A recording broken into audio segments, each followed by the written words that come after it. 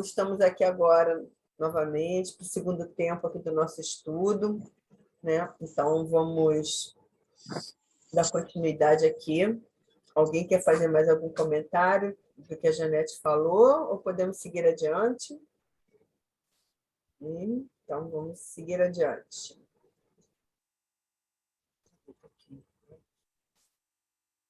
Então, está aqui. Vamos. Tempos apostólicos. Bem, então, continuando, nos tempos apostólicos, os cristãos de vida pura eram chamados santos. Paulo de Tarso, humilhado e perseguido em Roma, teve ocasião de conhecer numerosas almas nessas condições e, o que é mais de admirar, conviveu com diversos discípulos de semelhante posição relacionados com a habitação palaciana de César. Deles recebeu atenções e favores, assistência e carinho. Mais uma vez, esse trecho, né, comprovando que a gente tem conversado com relação a pessoas que estão numa posição de destaque, no entanto, são fiéis ao Cristo, são fiéis ao Evangelho de Jesus, seguem uma postura reta, quer dizer, lá no meio, né, do poderio de César, eles estavam ali, acolhendo a Paulo, né, dando carinho, dando assistência, né, até com relação a essa posição lá de destaque, eles devem ter ajudado, com certeza, a Paulo. Né? Então, isso também podemos trazer para nós, como estávamos comentando anteriormente, que em todos os lugares Jesus tem os seus seguidores, né? Seria assim, a gente até muitas vezes comenta, né, que às vezes pensamos que só dentro da doutrina espírita que tem pessoas dignas, pessoas que fazem boas obras. Nós temos que entender que os seguidores do Cristo, as pessoas de bem, aqueles que estão tentando acertar, estão por toda parte. E até no meio desses irmãos corruptos, desses irmãos que estão fazendo tanto mal, ali também existem os seguidores de Jesus. Nós temos que confiar, nós temos que acreditar nisso, porque, né, o nosso planeta, embora muitas vezes a gente ache, né, que está tudo de cabeça para baixo, e isso também a gente até entende por estar nesse processo de transição, mas existe um governador planetário, existe alguém no leme, né? E com certeza os seus enviados, né, estão por aí, disseminando bem, inspirando bem, muitas vezes até nesses que estão praticando atos tão terríveis, ali ao lado deles estão os semeadores da paz, do bem e da concórdia. Então, para que a gente não tenha preconceito, né? Para que a gente pare de ficar julgando, pare de ficar condenando. É muito, muito importante essa passagem, essa lição que Emmanuel vem trazer para nós, para que a gente julgue menos, para que a gente compreenda mais, para que a gente ore mais, né? Mais uma vez repetindo, que a gente pare de jogar dardos peçonhentos sobre as pessoas que estão errando, porque nós estaremos nos igualando nesse mesmo patamar. A gente pode não estar executando, né, diretamente esses atos terríveis que eles estão, mas e o nosso pensamento? Né? E a nossa conduta? E a nossa energia tão degradante que a gente está enviando para eles? E será que, se a gente estivesse lá na posição deles, será que também não estaríamos errando? Nós somos tão imperfeitos, né? É muito fácil julgar aquele que está lá e se perverteu. Será que nós também não estaríamos seguindo esse caminho errado? A gente se corrompe por coisas tão menores no nosso dia a dia, não é? Mas a gente só sabe apontar para o político. Não estou dizendo que ele está certo, lógico que não está, mas nós devemos estar olhando para as nossas ações do dia a dia, né? A gente, no dia a dia, muitas vezes quer se dar bem em uma série de ocasiões, não é? Então, será que se estivéssemos numa posição maior, não estaríamos também nos corrompendo?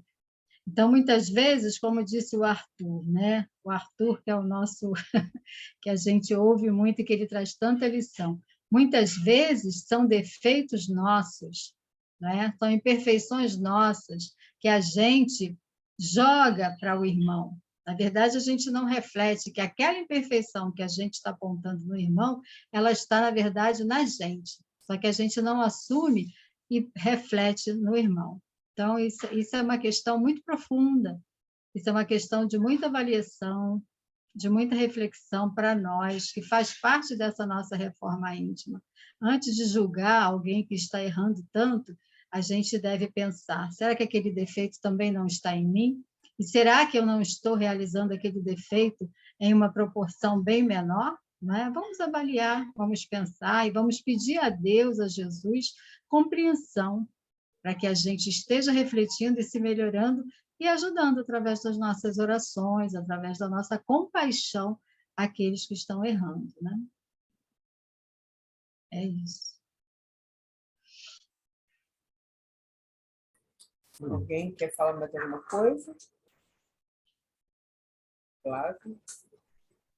Com certeza nós faríamos a mesma coisa, absoluta certeza.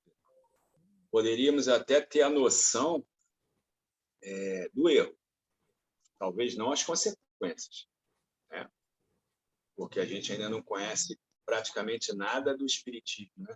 A gente está engatinhando.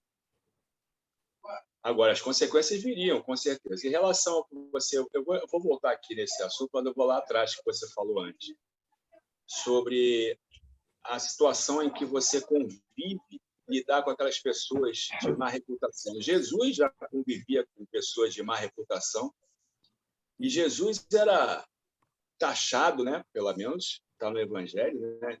Como pode ele andar com fulano, ciclano, beltrano, que eram pessoas na época de má reputação? Mas aí é Jesus, né? Aí é Jesus. Mas mesmo assim, ele já era taxado de uma pessoa assim que não era para aquelas pessoas que viam Jesus andando com pessoas de má reputação, já não era aquele Messias que veio para salvar o mundo, salvar a vida, salvar, não sei o que, enviado de Deus. Então ele teve que provar por A mais B quem era Jesus. Agora, como você falou, e a Margarida falou, é muito difícil, é muitíssimo complicado. Todos nós aqui já passamos por situações que você colocou. Você conviver com pessoas de má reputação muito mais do que a nossa. Nós temos uma má reputação também, íntima. Não fique pensando que nós somos bonzinhos, santinho, nada disso, esquece. Por N motivos, né? Por N motivos a gente não aflora. Mas nós também sabemos que nossa reputação não é lá essa Brastemp. Mas andar com essa pessoa de reputação numa sociedade em qual o estereótipo que prevalece, né, o que está de fora prevalece, tanto é que tem dito populares aí, né? Digas com quem andas que eu te direi quem és, digas quem és que eu te direi quem andas, se quiser trocar, né? Então, existem essas terminologias que o ser humano coloca. Então, quando você anda com uma pessoa aqui fora, aqui na vizinhança, aqui mesmo, aqui na rua, ou mesmo um parente nosso, ou um colega nosso de trabalho, seja lá qual for, de má reputação, você pode ter certeza que a sociedade vai bater em você. Não tem jeito que vai bater. Por mais boas intenções que você tenha, por mais boas ações, bons pensamentos, a sociedade vai te bater pesado. E se você não for uma pessoa equilibrada, você vai descambar por algum lugar ruim. Você vai se desequilibrar. Com certeza vai. Porque é que nem aquela criança que apanha todos os dias. Apanha por motivo ou apanha sem motivo. Qual a possibilidade daquela criança crescer revoltada? São muitas. Todas. Pode ser até que ela nem cresça revoltada, mas a tendência é que ela se revolte, não é? Eu falo isso porque já falei aqui que eu vejo alguns filmes e documentários no canal fechado, e esses grandes líderes, eles vêm trazendo a reportagem de Roma, vêm trazendo do Egito, vêm trazendo da Espanha, vêm trazendo de Portugal, esses grandes reis, rainhas, 95% tiveram problema de relacionamento. Era o pai, era a mãe, era o tio, era a avó, era o irmão. eles sempre têm problemas de relacionamento na própria família, no interior da família, e cresceram com aqueles traumas. Olha só, cresceram com os traumas, mas já trazendo uma bagagem espiritual com eles, que aflorou com essas situações que são muito adversas de relacionamento entre a família, porque aí já requer dinheiro, poder, né, herança, perpetuação de poder e por aí afora. Então, a gente vê líderes mundiais aí que são muito problemáticos. Aí a pessoa fala assim, por que ele fez isso? Por que... Não, não é fez isso.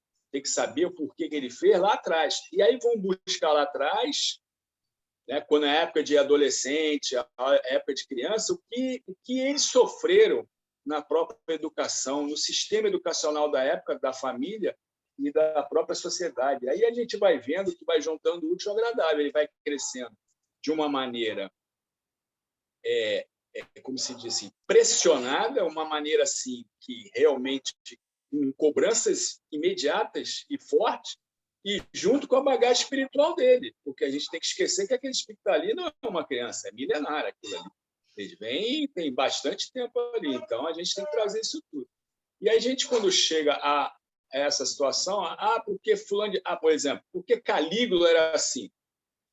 Busca a história de Calígula encarnado como Calígula e também busca a história de Calígula antes de ser Calígula, nas outras existências. E aí a gente vai ver quem era Calígula. E a gente já, nessa encarnação, eu estou falando Calígula, poderia ser outro, tá? Nessa encarnação, a gente vai ver quem é Calígula. Ele fala assim, caramba, é isso que passou por ele, e aí junta com as encarnações precedentes. Então, é um conjunto de coisas. Então, essas pessoas que, por mais que... o doutor Bezerra de Menezes era político. Não foi político? Né? Ele não foi político na vida dele. Agora, imagina a postura dele como político em relação ao espiritismo, e médico, e é o que ele é. Entendeu? Então, olha só quanto problema ele deve ter tido como político e juntar, conciliar a política com a honestidade, com a moral dele, com a formação religiosa dele, a formação intelectual dele. Então, olha a briga dele com ele mesmo. Entendeu? Então, é muito complexo. E fora que ele deve ter sido taxado pela sociedade, como eu falei anteriormente, que um político corrupto, um político isso, é o que a gente vê todo dia, toda hora, a gente fala isso direto, a televisão está falando isso direto, é escândalo em cima mais de escândalo, né? Você até colocou. Então, é muito difícil, é muito difícil. Eu até entendi o seu ponto de vista, seu raciocínio, é lógico que você falou, mas é uma briga 24 horas de você com a sociedade e de você com você. Porque você não pode se desequilibrar, mas você lembra que você vai ser bombardeado o tempo todo pelo fato de só porque você está andando, conversando com um vizinho que é de má reputação. Um vizinho ou um parente seu de má reputação. E você está ali, até orientando ele, né? Como você falou, ele vendo seus atos, ele vendo o que você faz, pode ser que ele comece a se sensibilizar e a mudar o comportamento e o pensamento. Mas, para a sociedade, você também vai ser taxado de uma pessoa de má reputação pelo fato de você estar andando com aquela pessoa. Então, como a Margarida falou, é difícil, ainda mais numa sociedade dessa. Eu estou falando a nível Brasil, porque eu moro no Brasil. Mas isso aí é mundial, tá? É por causa do estereótipo. As pessoas não querem saber o seu interior, e sim o que está para fora de você. O para fora de você é conviver com uma pessoa que não seja retilínea no seu comportamento e pensamento. Acabou. Janete já não presta, João já não presta, ninguém presta. Olha lá, fala uma coisa e faz outra. É por aí, entendeu? Então, é muito complicado. Mas eu entendi tudo que você está dizendo. Tá? Dei até o exemplo do doutor Bezerra de Menezes. Deve ter sido muito difícil para ele. Muito difícil. E outros espíritas aí que ingressaram para a política. Deve ter sido a gente tem o Caibar Schutel, que foi prefeito lá em Matão, Eurípides Barçanufo também foi vereador. Então, são exemplos de retidão, que com certeza eles conviveram com políticos corruptos, mas eles triunfaram. Dentro da retidão deles, dentro da conduta de moralidade, eles fizeram o melhor que podiam fazer, não é? Mesmo convivendo com os outros corruptos, né? Então, quando a gente quer seguir o caminho de retidão, a gente segue, né? Não é preciso que você se corrompa, porque vive com muitos outros que estão errando. Eu tenho um exemplo de um conhecido do meu cunhado, em que ele passou por um concurso de um excelente cargo, né? E quando ele foi assumir, já chamaram ele para uma sala e fizeram algumas propostas para ele que ele teria que estar concordando, vamos dizer assim, né? Devido ao cargo que ele estava assumindo, alguém superior estava, tipo, tentando coagir. Ele simplesmente foi embora, abandonou o trabalho, né? Também é preciso muita coragem para fazer isso, porque ele fez um concurso, ele passou, era um cargo excelente, em que ele ia ser muito bem remunerado, mas, diante dessa pressão que fizeram com relação a ele, você vai ter, no momento, né, de iniciar assim, o trabalho, ele achou por bem simplesmente abandonar, não quis o trabalho e quis seguir a conduta dele reta, sem fazer parte, sem compactuar com aquele erro, né? Porque parece, pelo que eu entendi, eu acho que ele não iria conseguir se esquivar desses comportamentos não tão honestos. Então, ele preferiu e seguir um outro caminho, seguir um outro rumo. Então, quando alguém quer seguir uma vida reta, ela consegue, mesmo que ela venha a ter, nesse caso, um prejuízo até material. O que vai contar mesmo é a sua consciência, né? É você deitar a sua cabeça no travesseiro e poder dormir. E quando a gente... essa pessoa não era nem espírita. Você imagina a pessoa que é espírita, que conhece as questões da reencarnação, né, dos resgates, aí mesmo é que o que é realmente lucro para ela é a consciência tranquila, é a consciência reta, né?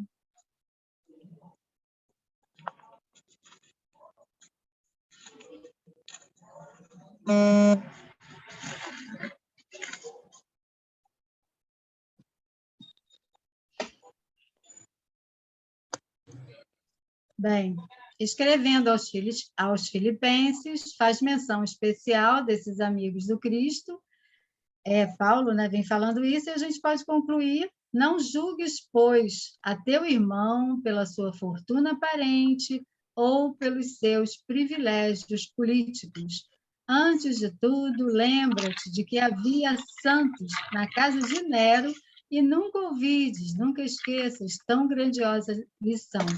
Então, arrematando, né, tudo aquilo que a gente já comentou, que a gente não deve estar criticando, julgando esses nossos irmãos que estão numa posição de destaque, seja na política, seja em empresa, seja onde quer que esteja. Que a gente não julgue, que a gente não critique, né? E que a gente possa ajudar da melhor forma possível, com as nossas boas vibrações, com as nossas orações, para que tudo possa se melhorar. Porque no dia em que a nossa humanidade estiver orando mais do que criticando, nós estaremos influenciando muito mais as mentes, os corações, para que a retidão faça parte das vidas. Mas enquanto a gente estiver odiando, jogando, praguejando aqueles irmãos que estão em erro, a confusão irá continuar, não é? A confusão irá continuar, essa ambiência de turbulência, né, de muito pesar, de energias pesadas e negativas, continuarão rondando a nossa sociedade, o nosso planeta, e a nossa psicosfera continuará a ser pesada, trazendo muitas enfermidades, muitos problemas psíquicos, né, de depressão, porque todos nós estaremos envolvidos com isso. Então, é preciso que a humanidade passe a jorrar luz, e isso a gente só consegue através da compreensão. Através dessa vivência do Evangelho de Jesus, a gente tem que compreender o outro no momento em que ele está. Novamente, repito, não é compactuar com os erros, mas compreender que cada um está no estágio evolutivo e a gente pode ajudar. Se não pode diretamente, pode através das nossas preces. Nós sabemos o quanto a energia dos nossos pensamentos é poderosa. Por que a gente não se melhorou ainda? Porque nós somos, a grande maioria, pessimistas, rancorosos, cheios de ódio no coração, invejosos, vaidosos. É por isso que a nossa sociedade continua doente assim, em todos os sentidos.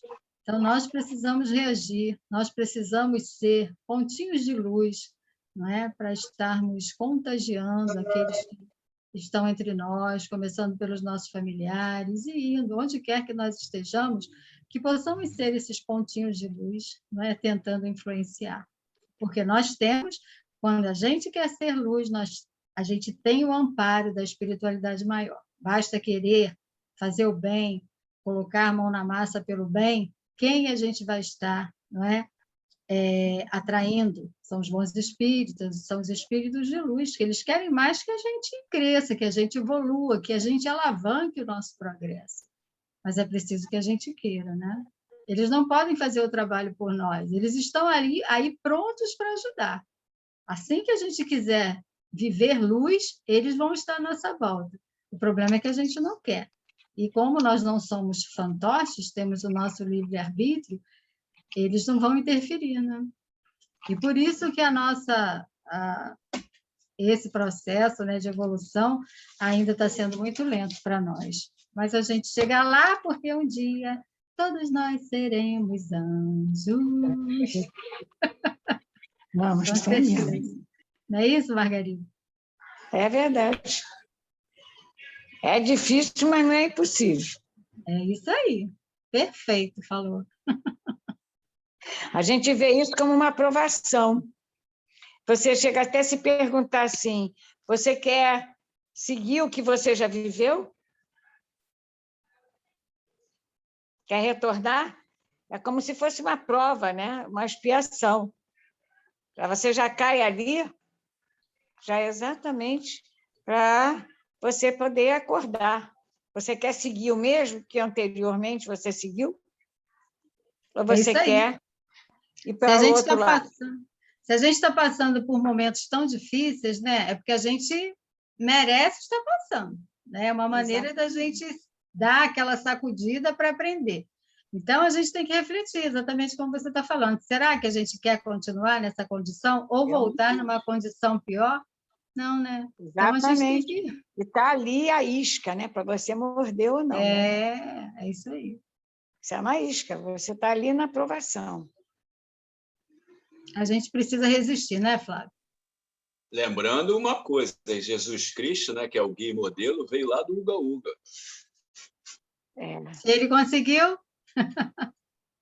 Por que que nós não... Ele mesmo falou, né?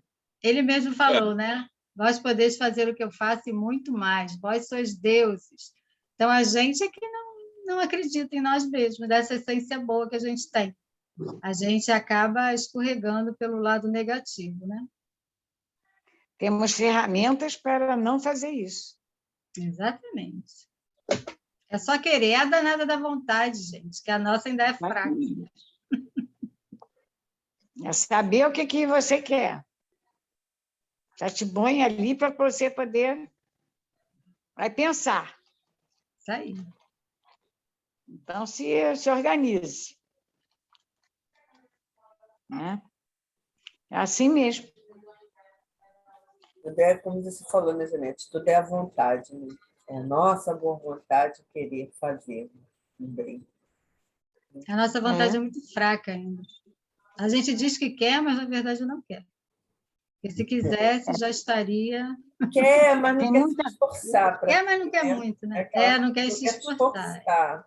Então, o que eu falo, tudo tem que ter a vontade. A vontade é aquela que também tem que enfrentar as dificuldades, né?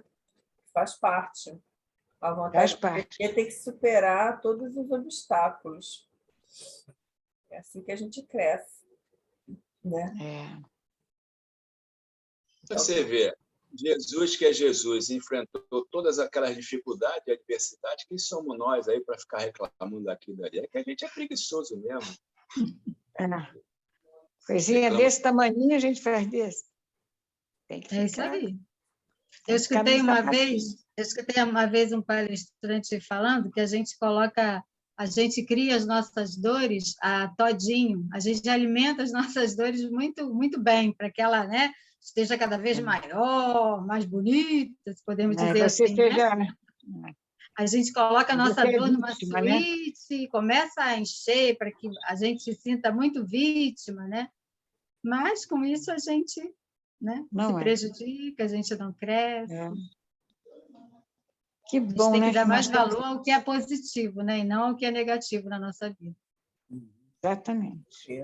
É o que falta. Isso aí é uma oportunidade, né, para o A gente vê crescimento. o lado positivo de tudo que nos acontece, né? Porque diz que Deus não nos dá nada que seja para o mal. E tudo nos acontece para um bem maior. Então, nós temos que olhar de forma positiva. Mesmo que pareça que seja ruim, é para o nosso bem. É isso que é a mudança da pessoa. Aceitar aquilo, né? Como um bem maior. Né? Ver sempre o lado positivo de tudo, né? Mesmo que seja algo que, a princípio, esteja causando dor, mas tem um ganho. Se a gente souber aproveitar a lição, tem um ganho, com certeza tem. Senão, Deus não permitiria, né? É aquela história do copo meio cheio, meio vazio, né? Eu acho que o Fábio que falou isso. É a forma como nós vemos o problema, a situação. Copo meio vazio ou copo meio cheio, né? Mesmo. Aí mostra o nosso otimismo ou pessimismo. Exatamente. E alguém quer falar mais alguma coisa? Não? Já encerrei. Então, acho que também podemos encerrar. Então, vamos agora fechar os nossos olhos, elevar nossos pensamentos a Deus e a Jesus, agradecermos por mais essa oportunidade que tivemos de aprendizado aqui nessa doutrina, na doutrina de Jesus, esses ensinamentos que Emmanuel nos deixou para o nosso aprendizado também, né? Nosso Mestre Jesus possa estar sempre conosco, né? Continuar sempre, nós sabemos que Ele continua sempre conosco. Nós temos que senti-lo conosco, precisamos senti-lo conosco, no nosso caminho, nas nossas escolhas, seja sempre usado o nosso Mestre como exemplo. E assim pedimos permissão para encerrar o estudo da noite de hoje, dando graças a Deus. Graças a Deus, obrigada a todos pela presença. Uma boa noite. Fiquem com Deus, uma ótima semana para todos. Muita gratidão. Gratidão. Semana.